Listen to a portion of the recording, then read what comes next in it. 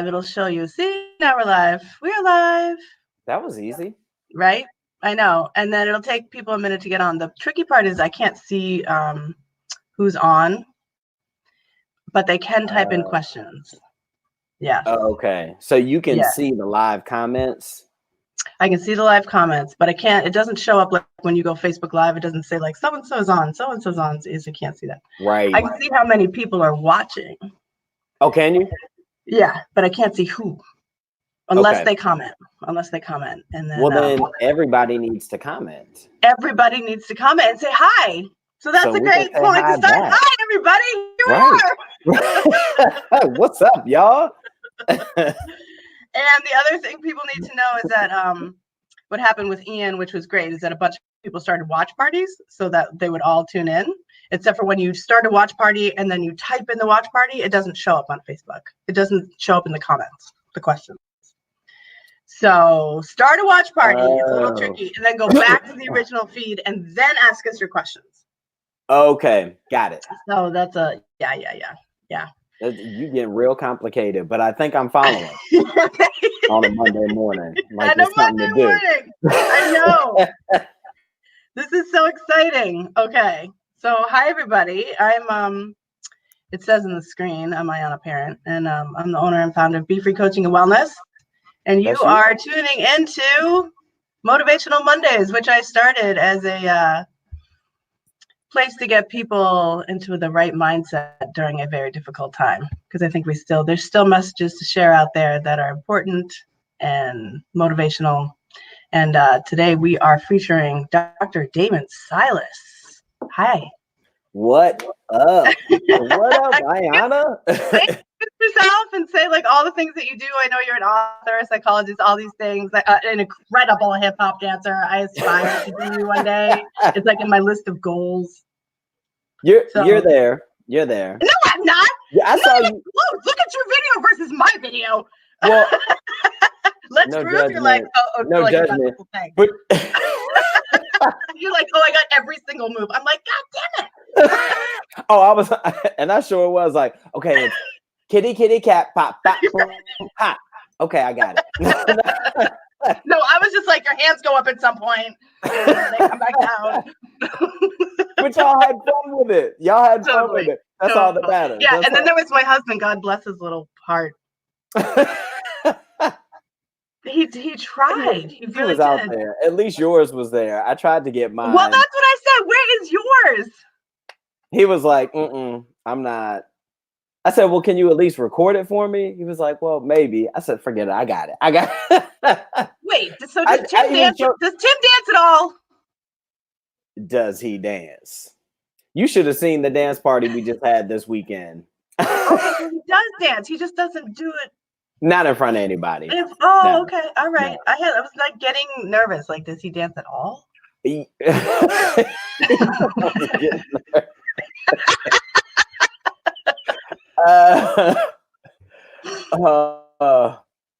does. He does. Okay. So now you can introduce yourself. Oh, we still haven't done that, huh? Or I still haven't done that. You've introduced yourself. Yeah, so you said Dr. Damon Silas, clinical psychologist. I'm a coach, I'm a speaker, I'm an author. Have 2 books out. One's called From Morning to Night, Overcoming Loss. The second one is What's Your Action Plan? 6 Powerful Ways to Get Unstuck in Your Life Now. Slow down. That was I didn't know like if we were gonna go back to do. I was just gonna do like a quick. It's okay. I'm gonna stop you and just slow down. Okay. So say the books again. I was like, wait, what? I know them, but the world doesn't. So but the world doesn't. Right. So one book is called From Morning to Night, Overcoming Loss, and it's spelled MOURNING to KNIG. Tricky. I got fancy with it. I had to do a little play on words. I love it. Yeah, so that's my first book. The second one is called What's Your Action Plan? 6 Powerful Ways to Get Unstuck in Your Life Now is the subtitle. But it's essentially kind of based on that first book of grief and loss and mourning. And then it gives people tangible tools, 6 to be exact, of how to work through their own stuff. That's awesome. So I've been learning about that. I didn't know that about before until I was doing my research last night. That there's that's an acronym. It is. Yeah. So say what the acronym is. Yeah. So the acronym is ACTION. So we have an A, we have a C, we have a T, an I, an O, and an N. So like the little rap on it. I always gotta put a little. Now I'm gonna know. Yeah. Right. So it was inspired by Hal Elrod's book, The Miracle Morning, I didn't know that. Come on now. I read them all. Okay. You read? Oh, yes. So I read them. Gosh. Well, the first one. He does a lot of stuff for people in recovery. He did one book for people in recovery. Did he? Oh, okay. Yeah, he did with Anna David and some other authors that are they did a Miracle Morning for people in recovery. Look at that. Yeah, so that's when I found it, and then I read all the other ones. Yeah, because it's a whole series. It's a whole series, yeah. Mm-hmm. But it was really cool that they did it specific to people in recovery, because I think some of those issues are a little bit different. Right. So I think it was really helpful, like the morning pieces for people in recovery to understand. Anyway, sorry. Yeah, no, you're right on point. And that's so he talks about the lifesavers. Yes. So the SAVERS is his acronym. So I kind of was inspired by that and just came up with ACTION. So ACTION is for A is for affirmations or afformations. Affirmations. And I have some videos out there talking about this too. But affirmations are you essentially state something in the form of or phrase. It's phrased as a question. So why is it so easy for me to achieve peace? Why is it so easy for me to speak so easily, effortlessly in front of others? So you're asking a question that you don't necessarily answer, but you're just reminding yourself it is easy, it is effortless. So because typically what happens is we always say, oh, why is it so hard for me? Or, I can never do this. Right. And so instead of that, you're tricking your mind to think and respond a little bit. You're already doing that. Yeah. Right. Yeah. So that's the A. The C is for creativity. So just exercising all those creative juices and letting it all flow. And I think even now, a lot of people are quarantined, and on one hand it's tough for a lot of people, but on the other hand, I do believe, and I've already seen and been witness to a lot of people just tapping into their inner creativity that they weren't able to do before. So that's really cool. Yeah. The T is for talking. So talking to a professional, talking to a therapist, talking to a coach, talking to somebody who has been trained to do this work, even somebody in the clergy or, a mentor or coach, whoever. So that's the T. The I is for introspection. So doing that tough internal work, the insight, figuring out I'm not working at 100%. There are certain areas in my life that I could use some extra help in. So what are those? And so that's kind of taking that deep dive inside. And then we have the O for openness, which is talking. Yeah. So that's talking about, just opening up to other people. Cause and like you were saying about with recovery too, one of the things that's helpful in any situation is just having community. Right. And having other people who understand what it is you're going through. And sometimes we stop ourselves from opening up to other people because we think, oh, I'm the only one going through it, or nobody's going to understand me. Right. And it's in those moments of opening up that you realize, oh, wait, other people have gone through the same thing. And it may look different on the surface, but they've experienced the same feelings. Feelings are universal. Totally. Yeah. Yeah. So that's the O, and then finally the N is nowness, and that's all about being in the present. Being present. Come, what you know about that? The basis of my whole business. I know that's your thing. Look, I mean, how much can I talk about being in the moment and using your breath? Right. Like, how many ways? How many ways can you be like, here's the answer. Here's the answer. It's real fucking simple. It just keeps coming back. That's it. You know how you fix that? Right. Oh, I got a cure. You know what it's called? Using your breath and being in the moment. Yeah. So that's good.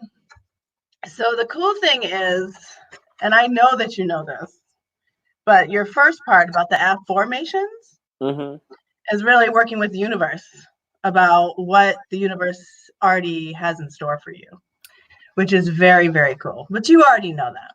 Right. So, for example, when I first started teaching yoga, like I did not love it. I was like, felt like I was narrating like a bad horror show. Like I was literally standing up there being like, bring your right leg high to the sky, bring it down, open. Like it was like this whole robotic. It would cause me so much anxiety. I didn't know what the heck.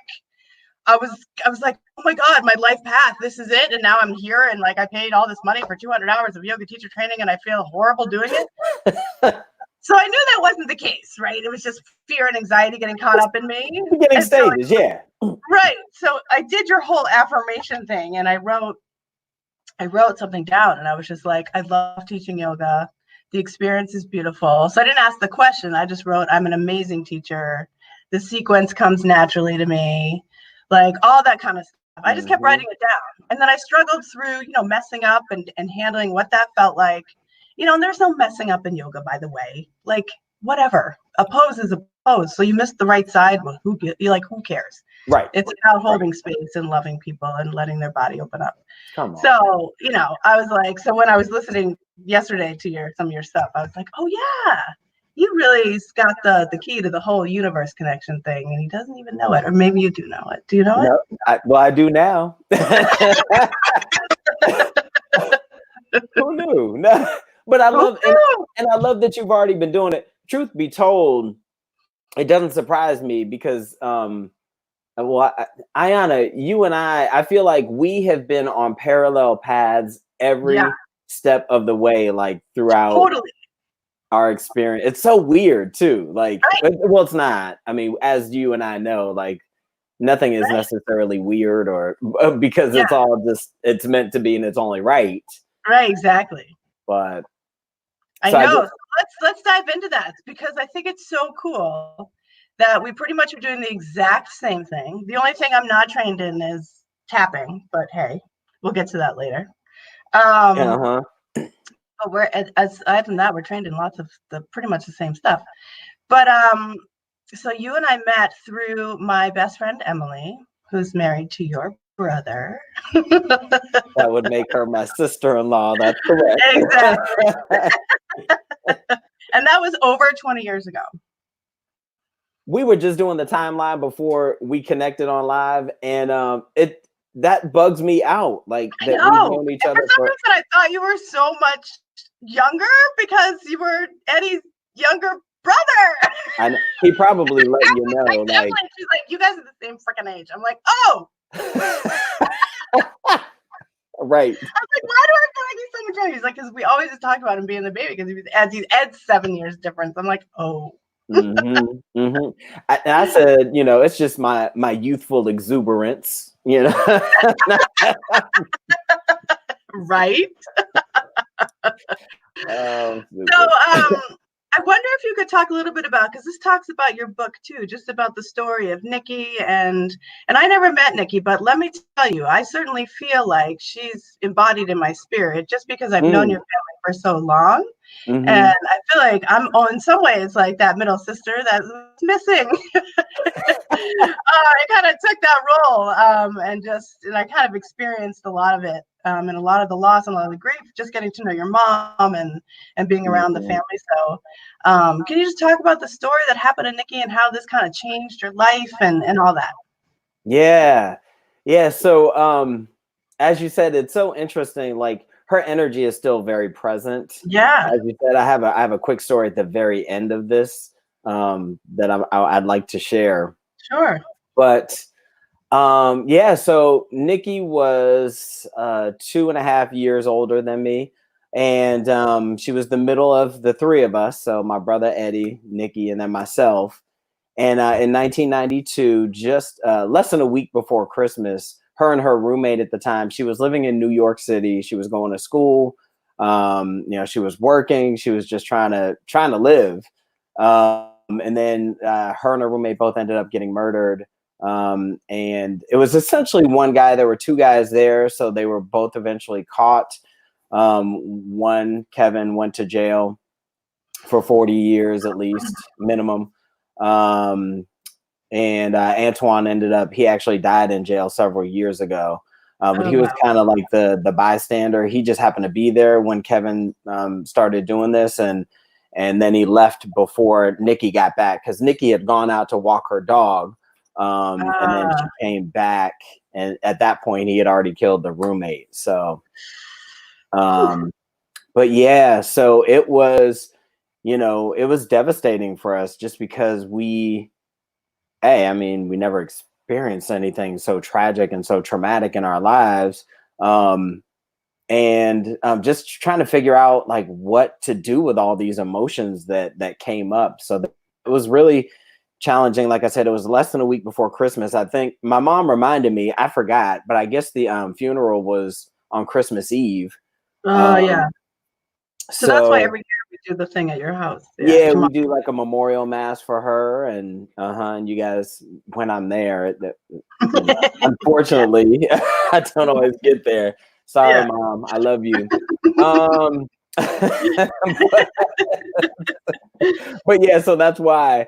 And then, so I was a senior in high school at the time, and when I went and went off to college, I was just kind of lost. And so I just went on a journey of that introspective journey of like, I lost my best friend. Like, her and I kicked it, and we laughed and we cried and we danced together and we sang together and we just were silly together. And so I didn't have not only my best friend, but my sister as well. So I was just kind of floating through college, and then ended up getting my own therapy and realized how important and effective it was for me in my journey. So I wanted to be able to use that to help other people, either who were going through their own losses or trauma, or if they were considering going in that direction that Kevin went, if I could kind of help prevent them from going down that path. Yeah. So I started working with juvenile delinquents around that time in Boston. And that takes, I want to interject how much empathy that takes from you to remove the anger and to be in that place. So kudos to you for just allowing that process to happen. Thanks. And to me, we always have a choice. Right. We get to decide, like, at every moment, every pivotal moment in our lives, there's an opportunity for a decision to be made. And I could have easily stayed angry. I could have easily, said that my life was ruined at that point. And I think at that point there was a part of me that died, absolutely. And there was a part of me that was able to be born out of this opportunity or this loss. And for me, it was the option and the availability to help other people, because just by virtue of doing that, and when you help other people, you also grow. It's a two-way street, right? Yeah, it really is. And not selfishly, but that's the nature of connecting with a fellow human being. Right. Yeah. Yep. So I'm going to embarrass you for a second. You ready? Hold on. Let me cover my... No, just one. So some people know this, some people don't. I had the biggest crush on you for like the longest time. You knew that. And we got into with that idea, and I was like, what is with this guy? I'm like madly in love with him, and he's just not like Isn't there a movie called He's Not That Into Me? Yes. He was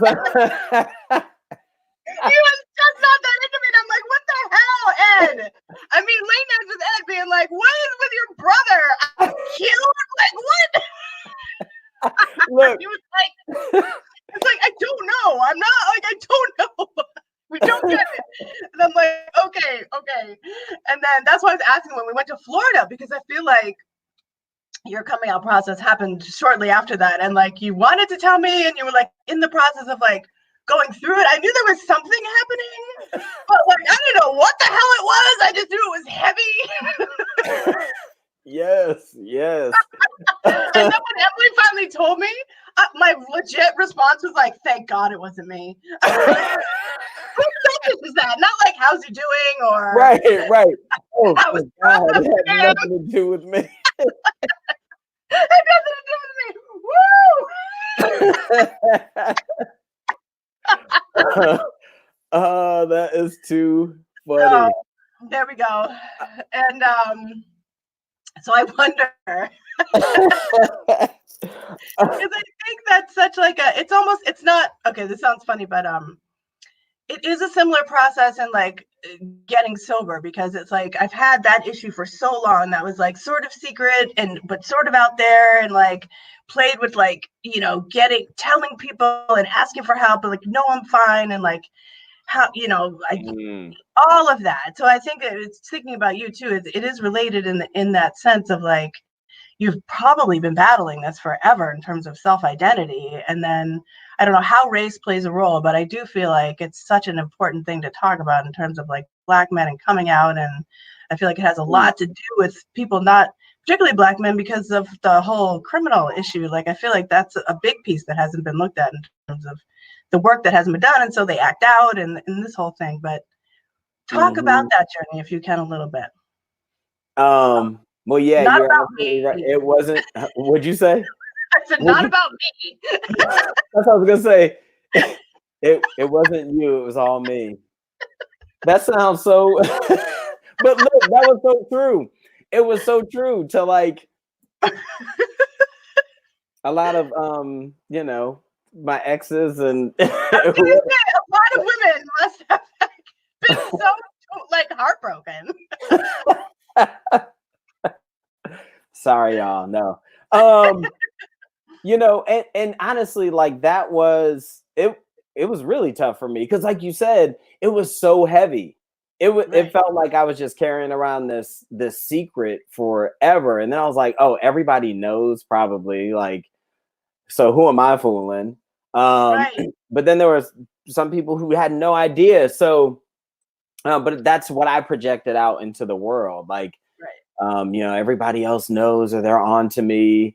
So it's almost like, you know, there were times when I felt like I had to put on a more masculine way of being in the world, just to fit in and to make sense of all the confusion that was otherwise going on inside of me. So it was tough. Like I told you I went to therapy for the loss of my sister. Well, I ended up going to psychoanalysis when I was in grad school, because, you know, one of the premises is that, like, if we're sitting down and helping other people, we need to have processed our stuff. Totally. And so I initially went in to talk about my sister. I knew there was more, but wait, I saw my analyst it was 3 or 4 times a week for 3 years. Oh my God. I did not come out to him until like the last month of seeing him. My God. So I'm talking like literally it's the classic laying on the couch, you know, just free associating. And I worked so hard to not say what I knew I needed to say. Right. Oh my God. That was me in therapy. Like, I never said I was an alcoholic. Fucking Jesus Lord. 20 years. 20 years. Right. Like, it's because then it's like, it makes it so real.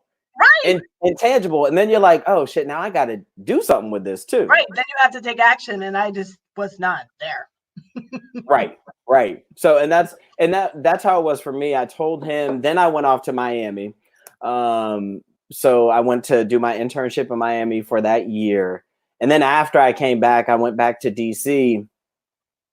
And I was like, well, the cat's out of the bag. There's no turning back. So, right. you know, the process had begun, and it was a slow process. And obviously it's continual. Like, that's the thing that kind of sucks about coming out, is that like it never stops, especially when you meet new people. You know what I mean? They'll be like, oh, I see you're married. Who's your wife? Like, what's her name? And I'm like, well, his name is Tim. So it's like, oh God. I know.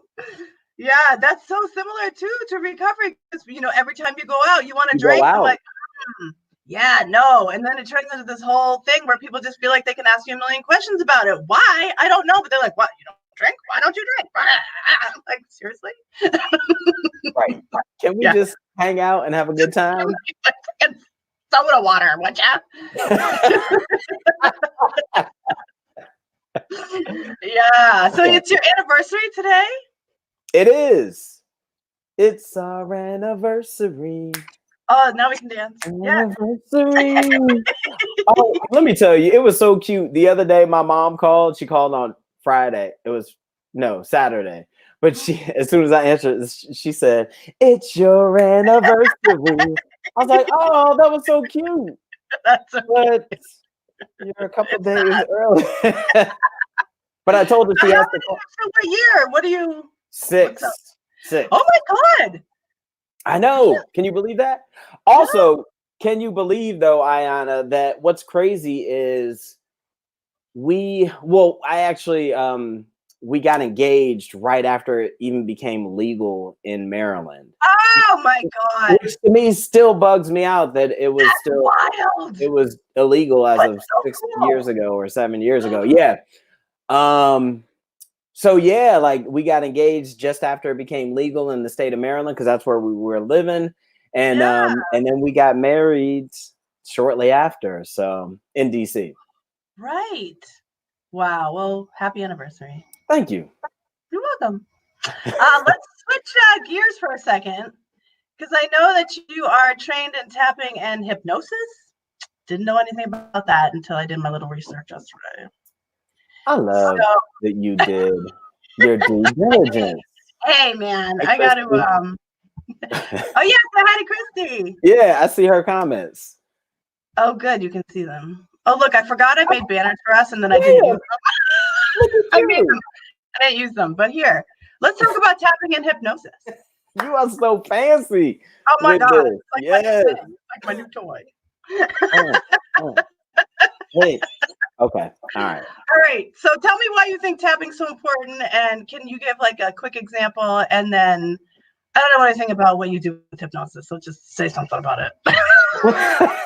just say whatever. I don't even know what to ask you. Who are you? Are you trance people? What do you do? I was trying to find my little pocket watch. Hypnosis thing? Oh my God. What did you say? I said, is it the next thing in my journey now? Hypnosis? Apparently so. I actually apparently need to go for my yoga certification, my teacher training. So yeah, you do that. We'll just switch places.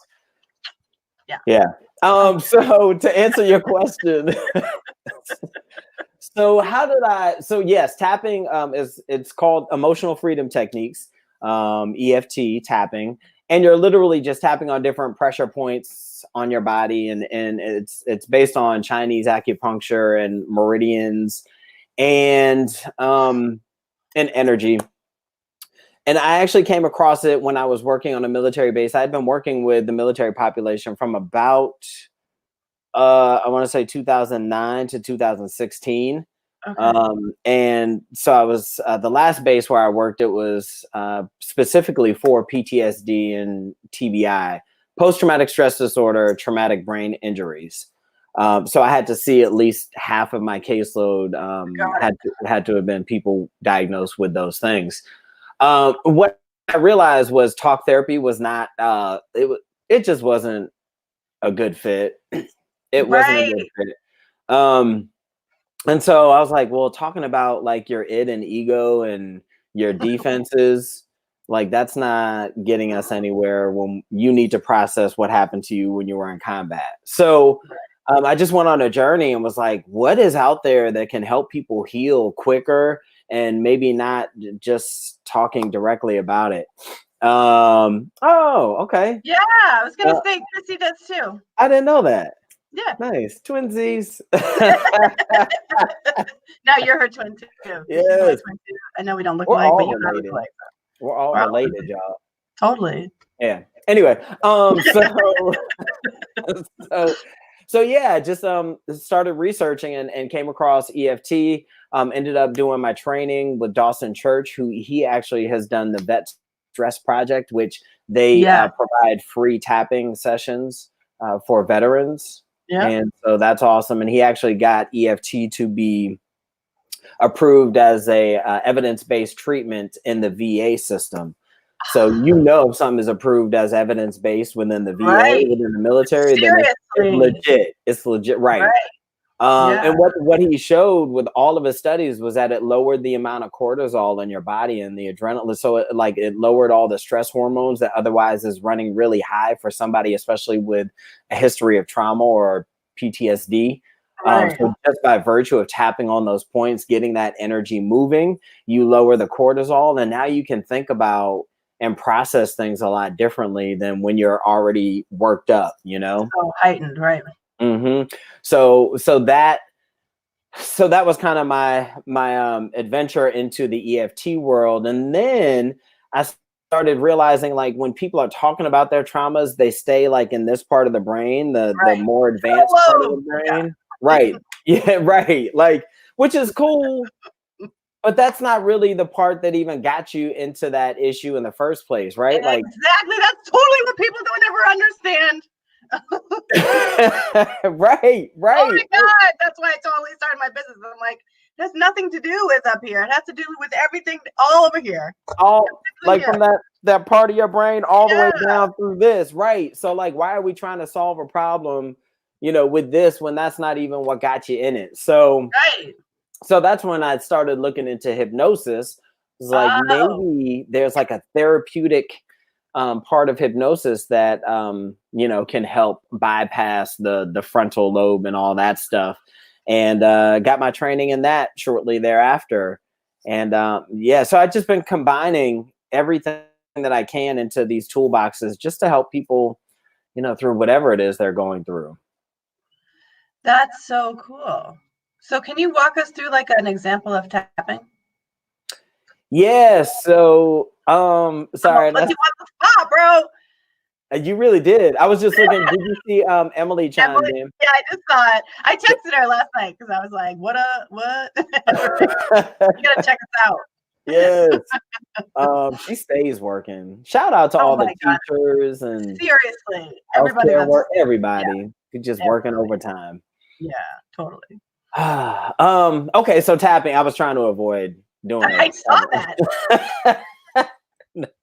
But by the way, I do have some videos on my YouTube channel. Like if people want to check out, like I walk you through all the different steps of tapping. Or just the basics, because there's a lot involved. There's a lot. Yeah, I have that book now. Are you in that book? Which one? The blue book about tapping? The tapping. Look, that one. The tapping solution. Stay with it. I stay with it beside me. Yeah, I just got it. Oh, nice. Yeah, I was like, oh, perfect time to teach myself tapping. Yeah, and they're giving it away for free right now, I think, with just shipping and handling. So cool. Yeah, so okay. So I'm gonna walk y'all through the points first, and then Ayana, can I use you? Yeah. I mean, use me up. 20 years ago, I would have I was requesting that, but Huh.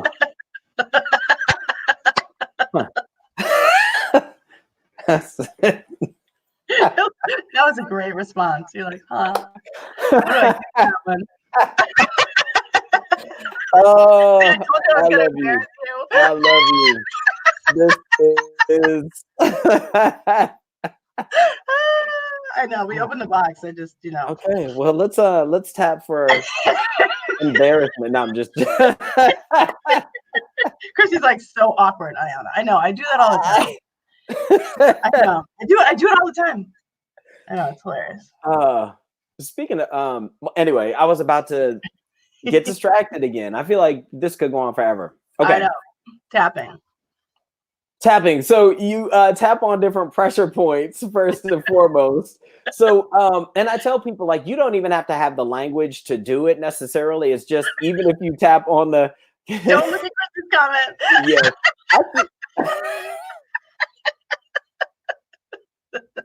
See, yes, Diana, it really is. See, I'm trying to focus. Okay, I'm helping now. I'm back. Okay.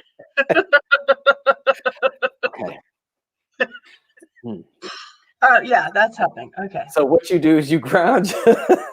So you're gonna you tap on different pressure points. So the first one is on the side of the hand, and you literally are just tapping there. So it's a light tap. Don't hurt yourself.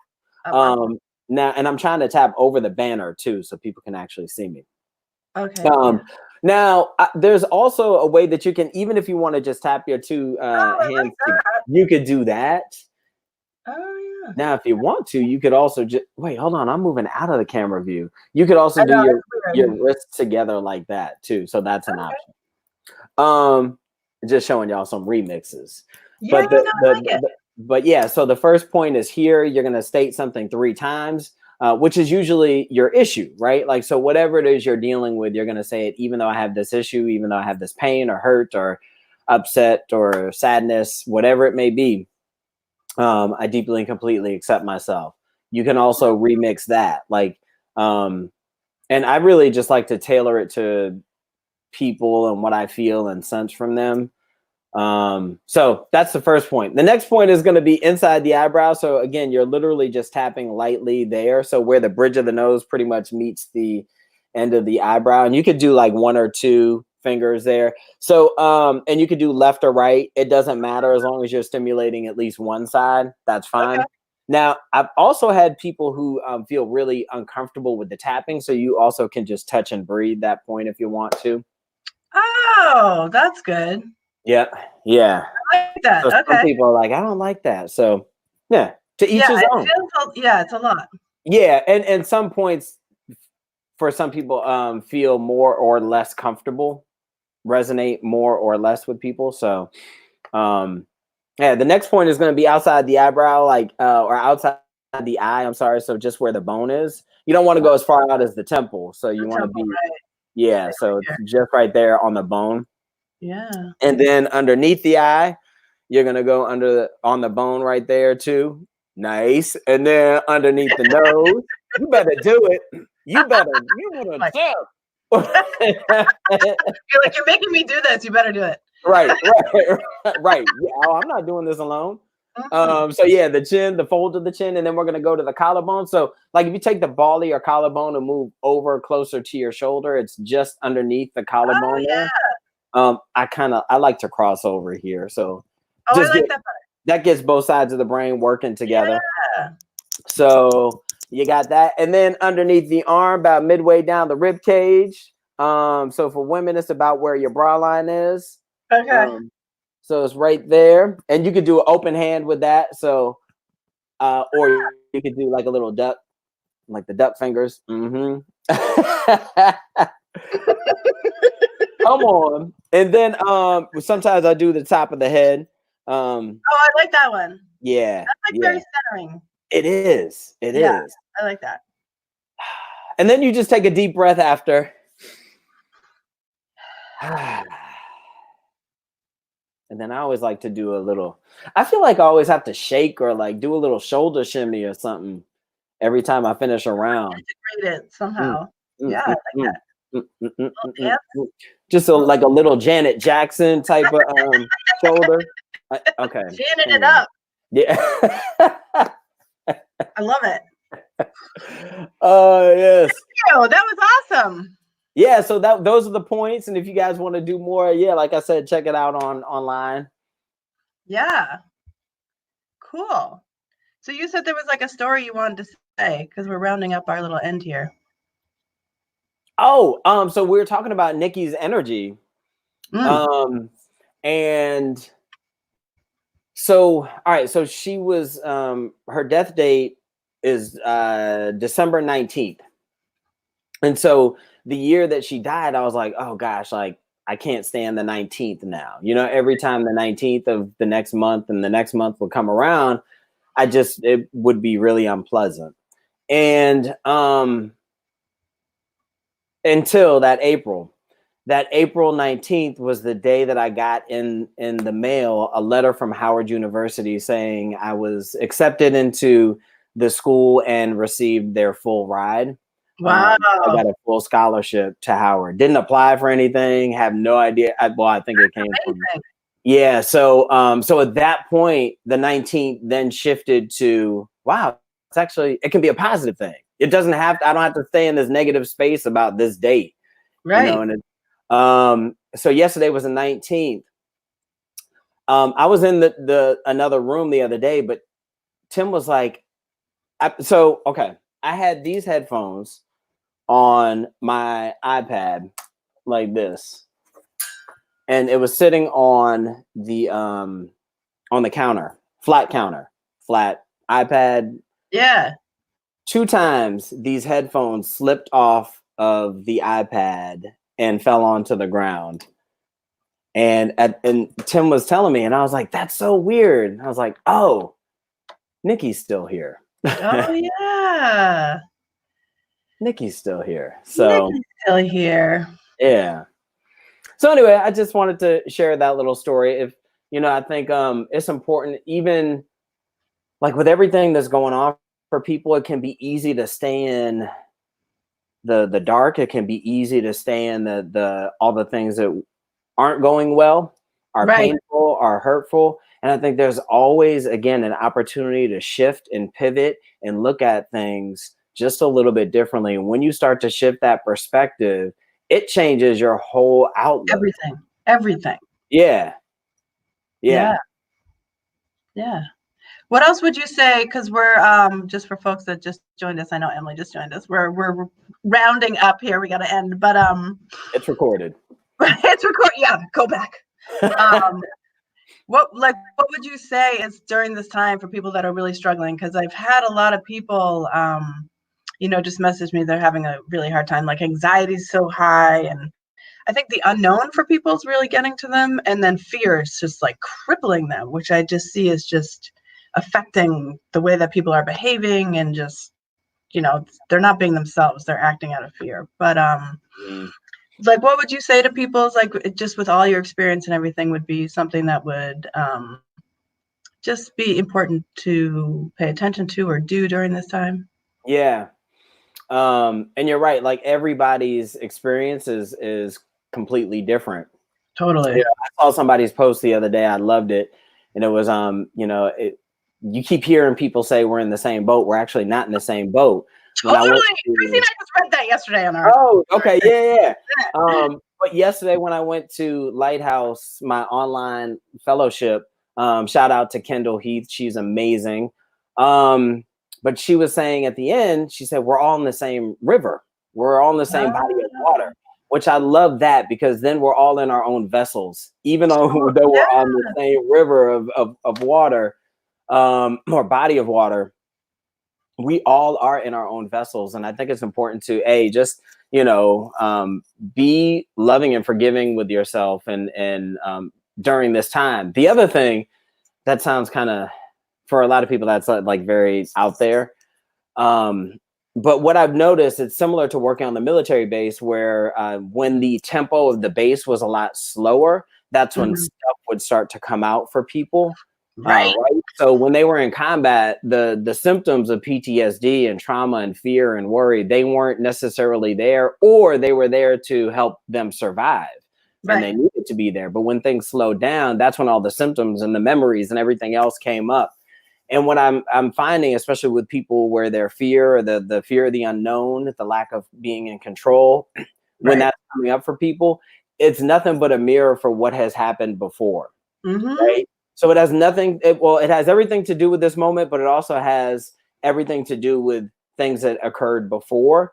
Yes. I think it's important. 1,000%. So true. Yeah. And so it's important, because if you feel like you're out of control now, you did 5 months ago. Right? Exactly. It was projected onto work or your loved ones or somebody else. Or staying busy and just not, Yep. And so now's an opportunity to really sit with that stuff, and it's really tough. It's dirty, it's ugly, it's messy. But like dirty is a good word. Yeah, it is. I don't mean that the way you say it. Wait a minute. I meant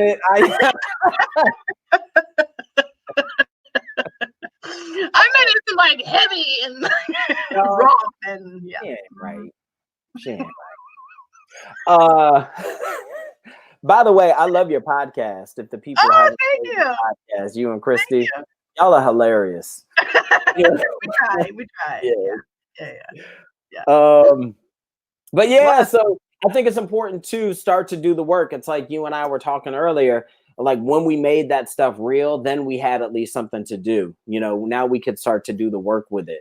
So whether it's through tapping, finding and cultivating a tapping practice, or finding a good meditation app or website or something. Insight Timer, I always talk about that. I feel like I should own stock in them.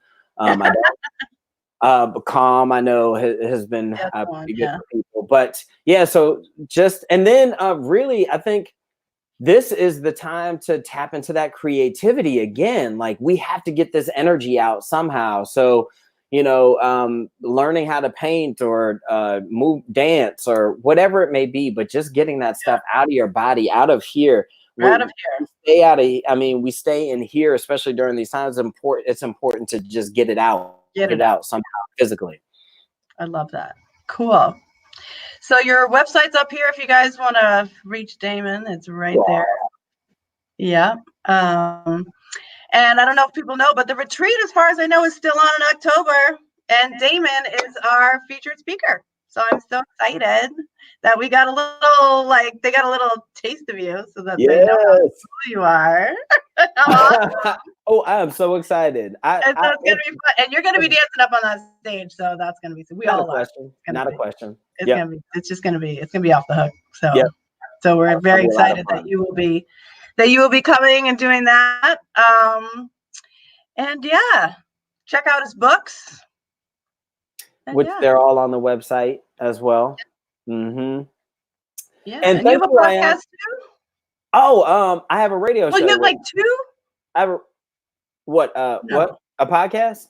Yeah, you have the one that I listened to on your website, and then you have your one with your buddy there. She's so awesome. Yeah, so I have the one is called From Morning to Action, and that was just a series of interviews that I did with people who had gone through loss, and I talked to them how they use their action plan to work through and continue to work through.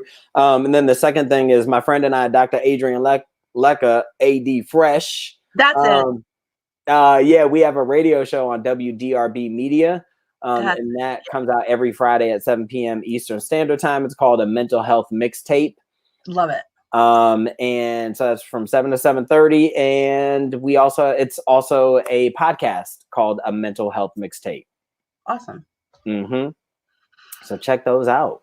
Well, thank you for being on here with me today.